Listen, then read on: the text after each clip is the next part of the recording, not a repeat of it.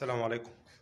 جاي اكلمك على دواء نقرس مشهور جدا، اسمه فيبيوريك، او الماده الفعاله بتاعته اسمها فيبيوكسيتات. الماده الفعاله دي او الفيبيوريك بيستخدم للنقرس، ولكن ليه محاذير. اولا لو انت عندك مشاكل في القلب فبنفضل ما نستخدمش الدواء ده، لان سنه 2019 اكتشفوا ان في ناس كتير جدا من اللي استخدموه عانوا من مشاكل في القلب. فانت لو اصلا عندك مشاكل في القلب فبلاش تاخد الدواء ده. امتى تاخد الدواء ده؟ امتى تاخد الفابيوريك او الفيبيوكسيتات او اي دواء من الادويه ديت؟ تاخده لو انت اصلا جسمك مش مستجيب للزيلوريك او النيوريك او ماده الالوبيرينول. يعني معنى كده ان اختيارك الاول لعلاج النقرس هو الماده اللوبيورينول اللي موجوده في الزيلوريك او النيوريك او اي دواء تاني فيه نفس الماده.